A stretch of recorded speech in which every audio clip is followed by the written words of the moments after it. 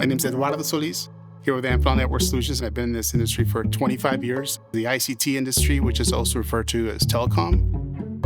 My parents, they both worked in factories. It really just sparked my interest.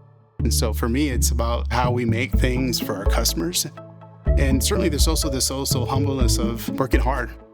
Back in 2000, when I was starting my career in really sales and marketing, I really wanted to get a job with Telecom at the time, and they were the biggest sensory tech company in the Spokane region. I think at the time in 2000, if you remember, that's when the whole internet era started, and it was about getting internet to your house, whether it was dial-up or high-speed. That certainly has 100x to what it was in 2000, and at the time, there was probably less than a dozen data center companies. Now there's probably 2,000. It's been an awesome journey to see this industry just blow up.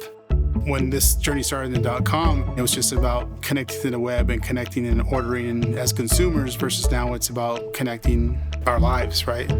You'll see that there's a shortage in text, there's a shortage in manufacturing, there's a shortage in fiber termination, and that's a concern, because it's one thing to have consumable products, fiber optics, connectivity, but it's the hands that put it together. So the biggest thing that we can do as leaders that have been here for 25 or plus years is really try to pay it forward, right? And recruit and really mentor people to come into this industry.